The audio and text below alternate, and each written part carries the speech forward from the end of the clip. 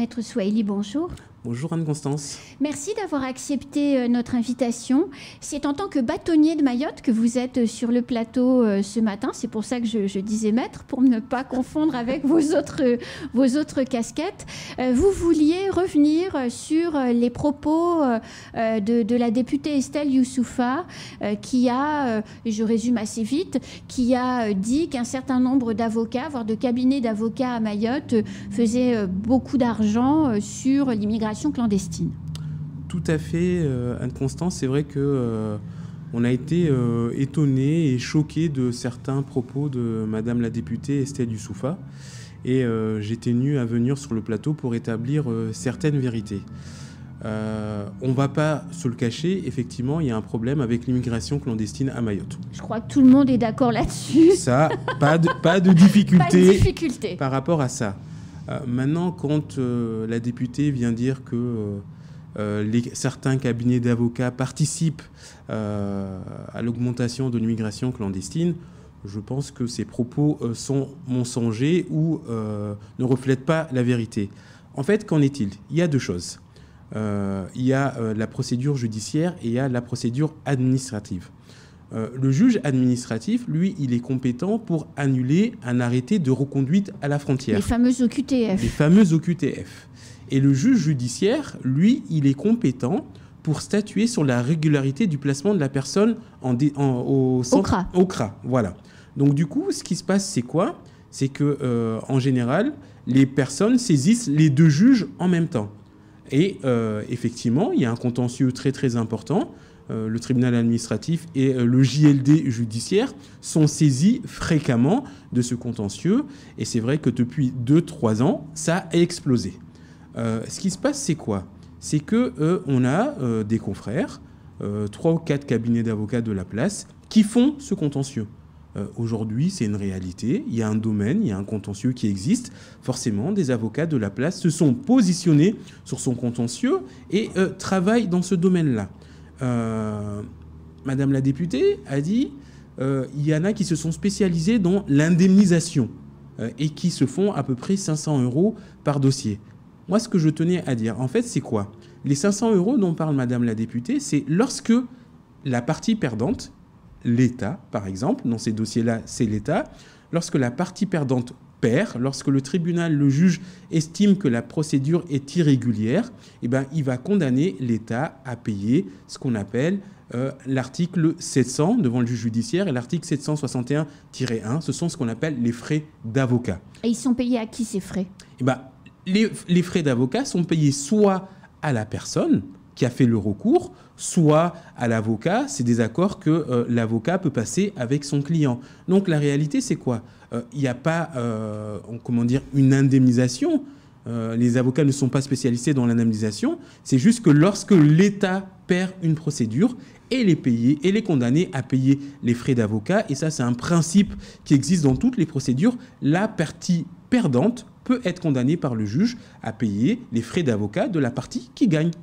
Donc, en fait, c'est juste ça. Il n'y a pas de principe de spécialisation d'indemnisation. C'est quand l'avocat, la partie va gagner un procès, eh ben, la partie perdante, en l'occurrence l'État dans ces procédures, est condamné à payer les frais d'avocat. Alors, le syndicat de la magistrature, dans le premier communiqué qu'ils ont publié, a mis en avant l'opération de Gérald Darmanin, la fameuse opération Wambushu, et a expliqué que ces opérations massives de reconduite à la frontière, de décasage et d'interpellation aussi de délinquants, allaient conduire à une suractivité au niveau du tribunal et au niveau des avocats. En tant que bâtonnier, comment est-ce que le barreau se prépare à ce surcroît d'activité possible? Alors, c'est assez simple, concrètement. Le barreau n'a été associé à rien. Le barreau a appris dans la presse. On ne sait pas comment ça va se passer. On ne sait pas qu'est-ce qui est prévu. Donc, c'est un peu compliqué pour le barreau et moi, pour le bâtonnier, de prévoir quoi que ce soit. J'ai été sollicité par des confrères de métropole qui voulaient venir à Mayotte. Moi, je leur ai dit, mais carrez-vous. Mais moi, j'ai aucun moyen à vous mettre à disposition. Je n'ai pas de moyens pour vous payer. Donc, ce sera à vous de prendre toutes les dispositions nécessaires si vous voulez intervenir dans ce contentieux. Après, actuellement, le barreau organise des permanences chaque semaine.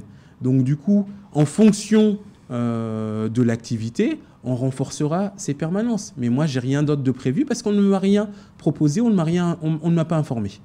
Mais quel peut être ce surcroît d'activité, puisque vous m'avez expliqué tout à l'heure la procédure pénale, la procédure administrative. Qu'est-ce qui peut se passer en cas de décasage massif et en cas de reconduite à la frontière conséquente? Alors, en cas de décasage massif, je pense qu'il y a des recours qui sont déjà faits pour les procédures qui sont en cours. Oui. Donc peut-être qu'il va y avoir des recours... Tu as lu 2, par exemple. Voilà, qui va avoir des recours pour se plaindre et pour contester les opérations de décasage. Il va y avoir aussi ce que je vous disais, les procédures devant le tribunal administratif pour contester les OQTF et les procédures devant le juge judiciaire pour contester les placements au CRA. Donc voilà, s'il y a des interpellations massives, eh ben peut-être qu'il va y avoir plus de recours, tout simplement.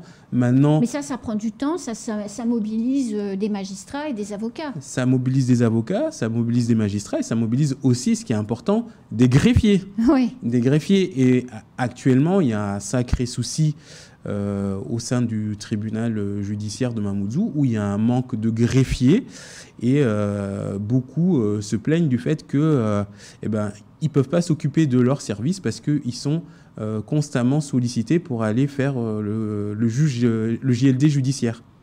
Alors, le garde des Sceaux, Éric Dupond-Moretti, avant de faire des bras d'honneur à Olivier Marleix, a répondu à un député du Rassemblement national qu'il questionnait et il a expliqué qu'une brigade de greffiers venait d'être décidée et allait arriver. C'est de nature à pallier les difficultés d'attractivité et à permettre de faire face au surcroît de travail, non ?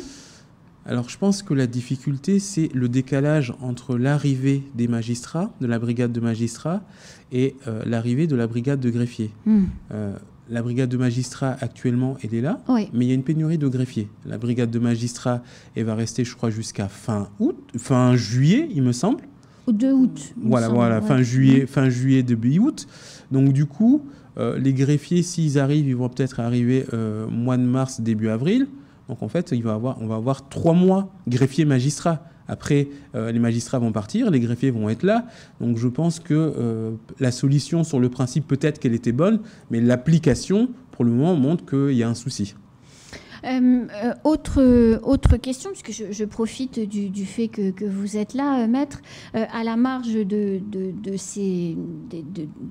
affirmations d'Estelle Youssoufa, on sent quand même que le syndicat de la magistrature a été rejoint par le syndicat des avocats de France pour prendre parti sur la politique pénale qui est appliquée à Mayotte. Est-ce que c'est bien le moment de remettre en question, alors chacun a le droit d'avoir ses convictions, évidemment, on est dans un pays qui le permet, mais est-ce que c'est bien le moment de le faire dans une période où la délinquance est quand même conséquente, où la population vit de manière contrainte? Est-ce que la fenêtre de temps était opportune, selon vous? Selon moi, non. Selon moi, non. On a beaucoup débattu au sein du barreau par rapport à ces communiqués pour savoir si nous aussi on prenait une position officielle. Oui. Et à l'unanimité, on a considéré qu'on ne devait pas prendre de position officielle. Donc le barreau, comme je l'ai dit aux plupart des personnes qui m'ont interrogé, le barreau, lui, ce qu'il va faire, c'est qu'il va défendre les gens qui vont le solliciter, tout simplement. Si on n'est pas sollicité, on n'interviendra pas. Si on est sollicité, on interviendra. Il y a des avocats qui font du droit des étrangers, il y en a qui n'en font pas. Il y a des avocats qui font du droit pénal, il y en a qui n'en font pas. En fait, nous, on intervient à chaque fois qu'on est sollicité. Et ce qu'il faut comprendre, c'est qu'il y a des domaines où les avocats sont obligatoires. Donc, il y a des permanences qui sont obligatoires. Oui. Et on défend vraiment tout le monde. On défend tout le monde. Lorsqu'on est dans l'activité de défense, on ne regarde pas si la personne elle est étrangère, on ne regarde pas si elle est française, si c'est un mineur, si c'est un majeur. On fait vraiment notre activité de défense, c'est notre essence. Alors, il y a un autre sujet que j'avais envie d'aborder. D'ailleurs, il y a un article dans France Mayotte Matin sur le sujet. Et vous étiez hier à la barre pour défendre l'un des accusés. C'est la délinquance routière. Alors, je dis délinquance. Je ne sais pas si le terme est bien approprié, mais on l'a vu hier dans le procès qui était en question. On voit de plus en plus de personnes qui ont le permis de conduire. La question n'est pas là, mais qui prennent le volant alcoolisé. Ça conduit à des accidents, ça brise des vies. C'est le cas du procès d'hier, puisque un monsieur monsieur a été blessé gravement dans l'accident qu'il a subi et il ne pourra plus être militaire, ce qu'il voulait faire. Et de l'autre côté, vous avez un monsieur jeune qui avait toute la vie devant lui et qui se retrouve lourdement condamné pour l'accident qu'il a causé, et c'est bien normal. Sauf qu'on le voit, les gens boivent beaucoup et conduisent. Qu'est-ce qu'on peut faire? Qu'est-ce qui ne va pas dans la société mahoraise? Je pense, Anne-Constance, que ce n'est pas un problème juste à Mayotte. Je pense que c'est un problème au niveau national, que ce soit à Mayotte, à La Réunion, en métropole. C'est vrai qu'à La Réunion, il y a aussi beaucoup de contentieux de cette nature. Voilà. Il faut faire de l'information, de la prévention, et il faut que les gens, faut que les gens comprennent, c'est qu'on ne leur interdit pas de boire. Mais à partir du moment où on a bu, il ne faut pas conduire. Le slogan « boire ou conduire », il a tout son sens. Je veux dire, c'est pas le fait de boire qui est condamnable, c'est le fait de conduire, en ayant consommé de l'alcool. Et derrière, ce qui se passe, c'est qu'on n'a pas tous nos réflexes et on peut créer des accidents qui ont des conséquences dramatiques. Donc c'est vrai que c'est important, les gens doivent comprendre que lorsque l'on boit de l'alcool, lorsqu'on consomme des stupéfiants, et bien derrière, il ne faut pas prendre le volant, il ne faut pas prendre un scooter, il faut rester tranquille. Est-ce que au bar, quand vous êtes à la barre, vous êtes avec vos clients, victimes ou accusés, en fonction des situations, est-ce que les gens qui sont à la barre pour répondre de leurs actes ont bien conscience de ce qu'ils ont fait, ou est-ce qu'ils ne se rendent pas vraiment compte? Parce qu'il y a beaucoup de récidives. Ça dépend des clients. Sincèrement, ça dépend des clients. Il y en a qui se rendent compte, il y en a effectivement qui ne se rendent pas compte. Par exemple, dans le dossier dans lequel je suis intervenu hier. Alors hier, j'étais pour la partie civile, la victime de l'accident. Mais l'auteur avait déjà plusieurs condamnations pour conduite en état alcoolique. C'était quelqu'un qui était... 8 mentions, je crois. Voilà, c'était quelqu'un qui était inséré, un jeune qui a grandi en métropole, qui avait une formation, qui travaillait dans une société qui avait des marchés avec le CHM. Enfin voilà, il avait tout pour lui. Et malheureusement, il n'a plus rien. Aujourd'hui, il n'a plus rien. D'ailleurs, j'ai découvert, je ne savais même pas qu'il était incarcéré.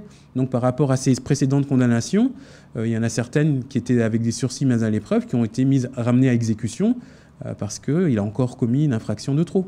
Donc, lié à l'alcool. Lié à l'alcool, malheureusement. Il y a quand vous êtes bâtonnier, donc je pense que vous avez une vision à 180 sur tous les dossiers. Il y a plus de contentieux sur ce sujet que par le passé, ou c'est pareil? Non, c'est pareil, sauf qu'aujourd'hui, ce sont que, je dirais, les gros dossiers qui se retrouvent devant le tribunal correctionnel. Les petites conduites en état alcoolique, le parquet a décidé d'utiliser la procédure de CRPC, le fameux plaidé coupable. Ça permet pour des gens qui reconnaissent les faits de pouvoir négocier la peine plus rapidement. En une journée, la personne passe devant le parquet, négocie sa peine, et après derrière passe devant un juge qui va homologuer. Et ça permet effectivement de gérer plus rapidement et de manière efficace ce genre de dossier. Après, pour les dossiers un peu plus lourds avec des conséquences un peu plus importantes, effectivement, ça se retrouve devant un tribunal et c'est vrai que on est fréquemment confronté à des dossiers d'homicide involontaire où des gens ont perdu la vie. Donc c'est vrai que... Et l'année dernière, ça a été très nombreux décès liés à des accidents de la route. Liés à des accidents de la route. Alors après, tous les accidents de la route ne sont pas liés à la consommation d'alcool, à la consommation de stupéfiants. Bien sûr, il faut le repréciser. Merci beaucoup. Je vous en prie. À très bientôt. À très bientôt. C'est la fin de ce temps de parole. Tout de suite, la suite de nos programmes.